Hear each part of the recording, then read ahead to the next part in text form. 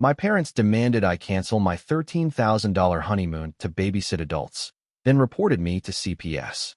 Hi, I'm Jake, 32, and last month my life blew up while I was trying to board a flight to Edinburgh for my honeymoon. At 6:41 a.m., standing in the customs line at Heathrow, I glanced down at my phone and almost dropped it. First text from my mom read, "Emergency family gathering." In the next 3 minutes, I got 16 more texts from her, 9 from my dad, and even one from a family friend I hadn't spoken to since 2017. The gist? Cancel your $13,400 honeymoon and fly home to babysit your siblings or be disowned. Harper, my wife of literally 22 hours, was reading over my shoulder. Her jaw clenched so hard I thought her molars might crack. We'd been planning this trip for 10 months. Scotland was her dream, not mine. Castles, misty hills, whiskey tours. We skipped birthdays and didn't buy each other Christmas gifts to save. We booked stone cottages, paid up front for tours, even saved on food with meal prep boxes. It took everything we had to afford that $13,000 trip. And now, my mom wanted me to throw it all away because my 23-year-old sister twisted her ankle falling down the stairs. Not broke her spine, not went into a coma, not anything that screamed life or death, just a clean fracture. She was already in surgery. She was going to be fine. But my mom wasn't texting out of concern. She was texting because someone needed to step up and take care of the house, while she and my dad handled hospital stuff. Handled hospital stuff, meaning they didn't want to cancel a golf tournament fundraiser in Lake Tahoe. This wasn't new. I'd been unofficially raising my siblings since I was 11. 5 of them. Changing diapers before I hit puberty. Learning how to cook because mom was finishing her degree. Missing football tryouts because someone had to pick up Kelsey from ballet. And now, apparently, even my honeymoon wasn't off limits. I read the final text again. "If you don't come home today, don't come home at all." And Harper said quietly, "We need help. Real help." We had no idea how deep this was about to go. Harper and I found a quiet corner near a Boots pharmacy inside the airport terminal, sat on our luggage, and called my mom. She picked up on the first ring. "No, hello. Just, where have you been?" I reminded her, calmly, that we were in the air for 10 hours. No Wi-Fi over the Atlantic. I asked if Kelsey, my sister, was okay. "She's out of surgery," Mom said. "Rod in the leg. No weight bearing for 6 weeks. But the house is chaos. Your dad and I can't manage." Pause. Then she dropped it. "We need you to fly back today. The younger ones can't function without you." Let me clarify here. My younger siblings are 19, and 17. 2 college freshmen. 1 high school senior. One of them literally just bought their own car last month. I was stunned. "Mom," I said, "they're not toddlers. They're adults. Or close to it. Why do you need me?" Her voice dropped into that wounded martyr tone she perfected over the years. "Because you were the one who kept this family together." Then she added, "But I guess now that you're married, we don't matter anymore." Harper stared at me, wide-eyed. She mouthed, "Don't do it." I didn't. I told my mom we weren't flying back, that we'd spent $13,400, that Harper had finally gotten time off from the pediatric rehab center she worked at, that I'd told them about the trip 8 months ago. Her response? "I just assumed family would come first." She hung up. No goodbye, just silence. And then, the guilt campaign started. By the time we boarded the plane to Edinburgh 2 hours later, I had 43 new messages. My dad chimed in. "Your mother is beside herself. Kelsey is asking why her brother won't be there. This is who you've become." Harper held my hand the whole flight, but my mind was a blender of guilt, rage, and confusion. The plane landed.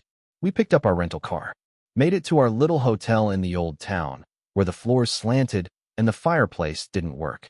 Instead of unpacking, I sat on the edge of the bed and called my sister. Kelsey answered on the 4th ring. Groggy. Still on painkillers. "Hey," she said. "Mom says you're not coming." "I'm in Scotland," I said gently. "We're on our honeymoon. Are you okay?" She sighed. "Yeah, sucks. But it's not a big deal. I've got crutches. Carter and Dean can help." I blinked. Carter and Dean. My 19-year-old twin brothers. The exact same people my parents claimed were completely helpless. "So you don't need me to fly home?" I asked. Kelsey laughed. "What? No. Mom's being dramatic. You should stay. Congrats, by the way." I exhaled so hard my chest hurt. My sister didn't need me. But my parents weren't done. Not by a long shot. 3 days into our honeymoon, we were supposed to be hiking Arthur's Seat, sipping whiskey on a castle terrace, watching fog roll in like a movie set. Instead, I was glued to my phone like it was a bomb about to go off. I'd blocked my mom's number, but she found other ways. I started getting texts from my Aunt Beth, Uncle Jerry, even my cousin Natalie, who I hadn't seen since the Obama administration. Your mother is heartbroken. We heard you abandoned your injured sister. Family means sacrifice. Shame on you. I was being publicly tried and convicted for going on my honeymoon. Harper finally snapped. She took my phone, set it face down on the nightstand, and said, "Jake, this is abuse. We need backup." That's when we found Dr. Aaron Whitaker, licensed family therapist, 16 years of experience, specializes in toxic parent dynamics, does emergency teletherapy. We booked a session that afternoon. From our tiny hotel room, with a crooked ceiling beam over the bed, I sat on a video call and spilled my guts. I told Dr. Whitaker everything. About how I started babysitting at 11, how I missed every game, dance, and party from middle school through college, how I stayed in-state instead of going to UCLA because my mom needed me home, how I wasn't just the oldest sibling. I was their third parent. Dr. Whitaker didn't interrupt. She just took notes. When I finished, she leaned forward and said, "Jake, what you're describing is parentification. It's a form of emotional abuse." I felt like someone had drop-kicked me in the chest. She kept going. "You were given adult responsibilities at a child's age. That's not help. That's exploitation. And now that you're setting boundaries, your parents are escalating. This is classic backlash behavior." She gave me homework. Document everything. Keep every text, voicemail, and email. If they escalate, you may need legal protection. I thought she was being dramatic. She wasn't. Because 2 days later, I got a message that made my blood freeze. "Since you abandoned the household, we're filing a complaint with Adult Protective Services. The kids are being neglected because of you." They were filing a formal report against me for not coming home to babysit 19-year-olds. I stared at that text like it was written in a foreign language. Harper leaned over, read it twice, and whispered, "Can they even do that?" Short answer? No. Long answer? Not really. But that didn't mean they wouldn't try. 3 days later, I got a call from an unknown Oregon number while we were touring Loch Ness. I stepped outside the visitor center to answer. "Hi, is this Jake Carter?" "Speaking." "This is Troy Haldane from Child Protective Services. We received a report concerning minors in your care being left without proper supervision." I laughed, out loud, like a man unhinged. "I don't have any minors in my care. I'm on my honeymoon in Scotland." Pause. "Are you saying you're not the primary caregiver for Carter, Dean, and Kelsey Carter?" "I'm their older brother. I'm 32. They're 19, and 17. My parents are their legal guardians. Not me." Troy cleared his throat. "The report says you abruptly left the household, endangering their welfare. It describes you as the main provider of supervision and emotional support." And then it clicked. My mother had reported me as a negligent parent for quitting a job I was never hired for. I explained everything. My lifelong role as the substitute parent, the planned honeymoon, the guilt campaign, the 8-month notice I'd given them, the text threats. Troy listened. I could hear him typing. Then he said something that hit me like a 2x4. "Mr. Carter, I want to be clear. You are not in any legal trouble. But your mother's report reveals significant parenting concerns about herself. We're opening a case on them." I blinked. CPS was investigating my parents. Because my mom tried to weaponize the system against me, and it backfired. Troy explained they'd be doing a home visit within 72 hours. He sounded calm, professional. But what he said next sent chills down my spine.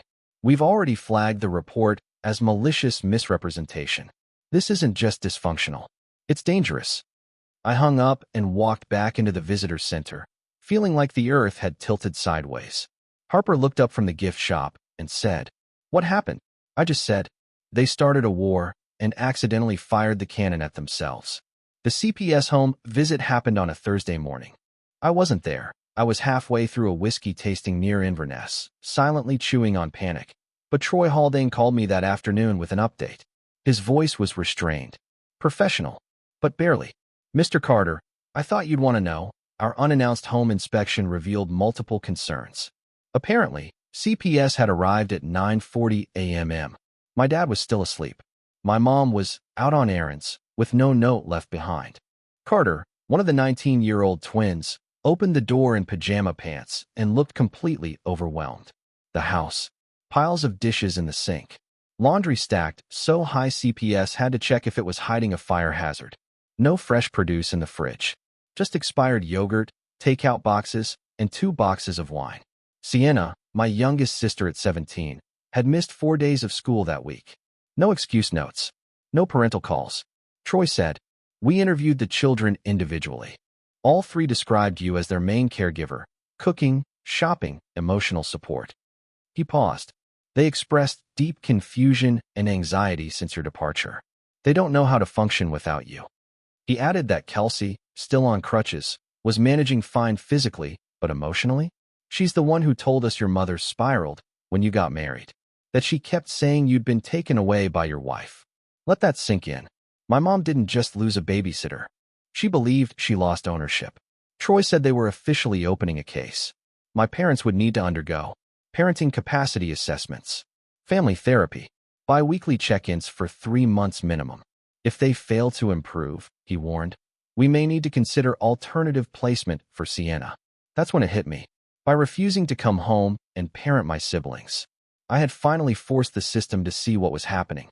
I'd been the duct tape holding a collapsing house together for 2 decades. The moment I left, the cracks showed. Harper cried when I told her. Not because she was upset, because for the first time, someone believed me. The fallout was instant and brutal. Once my parents realized CPS had opened a case, they pivoted from guilt to vengeance. They didn't call me, not directly. That was beneath them now. Instead, they launched a full-scale smear campaign. Family members I hadn't seen since middle school suddenly had very strong opinions about what a selfish, disloyal son I was. My cousin Danielle posted on Facebook, "Some people forget who raised them once they get a wife and a passport. Gross." My Aunt Sharon went a step further and called Harper's work, yes, her literal workplace, to warn them that she'd corrupted me and destroyed our family.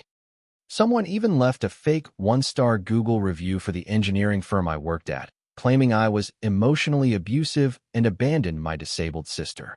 They made me the villain in a story where I'd spent 20 years as the unpaid hero. Dr. Whitaker, our therapist, had predicted this. She warned us, when you stop enabling dysfunction, the dysfunctional will rewrite history to protect themselves. It's easier to call you evil than admit they exploited you. And that's exactly what they did. They called me evil, called Harper a homewrecker, told my siblings I was trying to destroy the family out of spite. But here's the plot twist they didn't expect. My brothers didn't buy it. Carter, one of the twins, texted me from a burner phone. "Can we talk? I'm done pretending. This house is a dumpster fire." We spoke for 45 minutes while Harper and I sat in a tiny pub with exposed stone walls and a fire that barely crackled. He told me that since I'd left, my mom barely got out of bed. My dad drank more than usual and vanished into the garage. Sienna was eating dinner alone most nights. "They can't function," Carter said. "Not without you. And it's messed up that they ever could." Then he said the words I didn't know I needed to hear. "Dylan and I signed a lease. We're moving out in 6 weeks. We can't keep covering for them." I teared up in the pub. Not out of sadness. Out of relief. They were waking up. They were getting out. And for the first time in my life, I wasn't the only one trying to break the cycle. When we got home from Scotland, it was like landing in a new country. Same language, same people, completely different rules. The cease and desist letter went out 2 days after we landed. Drafted by Daniel Cross, a calm, unshakable family attorney with the energy of a man who's seen every flavor of dysfunction and doesn't blink anymore. The letter was simple, cold, and devastatingly formal. My parents were too. Cease all contact with me and Harper. Stop recruiting family members to harass us. Stop making false public claims about us. Stop implying I had any legal or moral responsibility to raise their children. If they didn't, legal action would follow. 22 minutes after the courier delivered the letter, my mother called. I didn't answer. Her voicemail was 3 minutes of rage crying. "You ungrateful little snake. We gave you everything. You'll regret this when we're dead." Classy stuff. My dad followed up with an icy call of his own. "So this is what we've come to. You'd rather run to lawyers than help your own family. To which I finally said, you didn't ask for help. You demanded I cancel my honeymoon to babysit legal adults. When I said no, Mom lied to CPS, recruited half the family to slander us, and got investigated. That's not help. That's a siege. He was quiet for a beat. Then, if that's your perspective, there's nothing left to say. And he hung up. Just like that. No apology. No ownership. Just decades of dysfunction condensed into a dial tone. After that, silence. Not peaceful silence. Not healing silence. Just the eerie quiet that follows a hurricane before you realize the house is still standing, but the people in it are gone. But here's the thing. That silence. It's where peace begins. Because while my parents vanished into cold avoidance and false narratives, my siblings were quietly saving themselves. Madison, my 23-year-old sister, called to say she was transferring her nursing program to Seattle and moving out in February. Carter and Dylan signed their lease and were counting down the days. Sienna? Still stuck. Still 17. But applying to colleges with zero help from anyone at home. And every one of them thanked me. Not for being perfect. Not for being selfless. But for finally saying, enough. Sienna turned 18 in May. CPS closed their file the same week. Troy Haldane, the caseworker who'd seen through my parents' chaos, called to wrap things up. Just so you know, he said, we're closing this not because everything's magically fixed, but because the kids are legally adults now. That's the only reason. He paused, then added, you didn't cause this. You just stopped hiding it. That's not betrayal. That's truth. It hit me harder than I expected. My whole life, I'd felt like a human sandbag, holding back the flood, thinking if I just tried harder, just showed up more, maybe the house wouldn't collapse. But the second I stepped away, the cracks appeared. Not because I created them, because they'd always been there. My siblings? They saw it too. Carter and Dylan moved into their new apartment and sent me photos of their IKEA couch and microwave dinners with grins like survivors. Madison texted a selfie outside her new hospital in Seattle with the caption, freedom tastes like overpriced lattes and no guilt trips. And Sienna? Sienna got into her first choice college with a full ride. She did her applications alone, financial aid alone, moved into the dorms without a single ride or dollar from our parents. She called me the second night after move-in. Hey, she said, I just wanted you to know. I get it now. Everything. You didn't abandon us. You saved us. One by one. She was majoring in psychology. She wants to work with kids from dysfunctional families. I think I understand what healing looks like now, she told me. And I want to help other kids find it too. I cried. Not loudly. Not dramatically. Just quietly. The way someone cries when they realize they're finally free. Harper and I just celebrated our 3rd anniversary. We went to Cannon Beach. Slept in. Ate seafood. Walked on wet sand. Laughed for real. No panic phone calls. No texts about someone forgetting to pick up dry cleaning or a teenager not doing homework. No threats. No guilt. No manufactured disasters. Just us. Peace. Finally, I lost my parents. But I found myself. And in doing so, I gave my siblings permission to find their lives too. So if you're out there, stuck in a life you didn't choose because someone else refuses to grow up, let me say this. You are not selfish for choosing peace.